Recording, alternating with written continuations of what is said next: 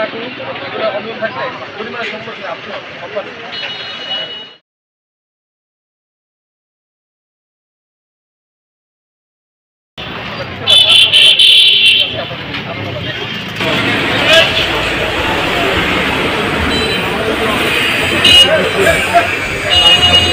সরকারি, কিন্তু এটা হচ্ছে আমাদের সরকারি লাইসেন্স।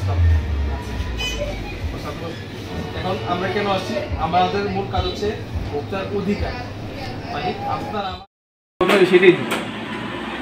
2 নম্বর যেমন ধরেন পণ্যের গুণগত মান, এটা আমাদের 100% দিতে হবে।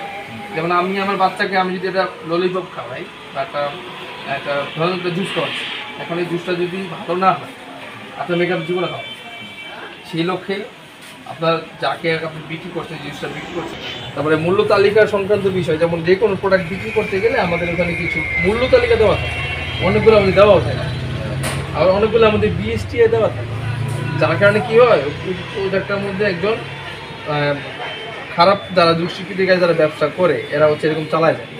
যেমন চিনার মোয়া বিক্রি করে একটা পচা তেলের মধ্যে দিয়ে উঠে ভাইটা দিয়ে দেয়, মোয়া বানিয়ে দিয়ে দেয়, কিন্তু আসলে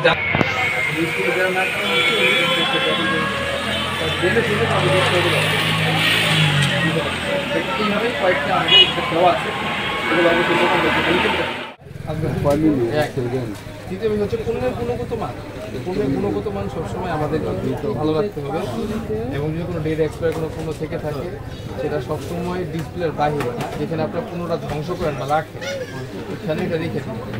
তাতে করে কী হবে, ভুক্তভোগীরা যদি কখনো মনিটরিংয়ে আসে তারা তো দেখে জরিমানা করবে, সেটা তো আমাদের কাউকে বলে দিবে। সেই জন্য হচ্ছে আমাদের নির্দেশনা তারা দিয়ে রাখবে, এইসব যদি আপনার মনিটরিং করেন বা দেন, সেই লক্ষ্যে তারা যদি মেনে চলে তাহলে তারা এইসবের আওতাভুক্ত করবে না জরিমানা। মূল্য তালিকা অবশ্যই দেয়ালে স্পষ্টতার সাথে থাকবে, মেডিসিনে তার স্পষ্টতার সাথে লেখা রাখা বক্সে দেওয়া থাকে, ডিসপ্লে দেওয়া করা যায়। এটা অন্য অন্য দোকানের জন্য প্রযোজ্য।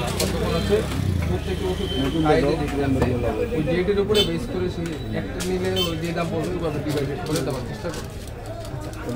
যে লেনদেনগুলো করবে, যেমন আমি যে ওষুধগুলো একটা দুটো ওষুধ হয় না,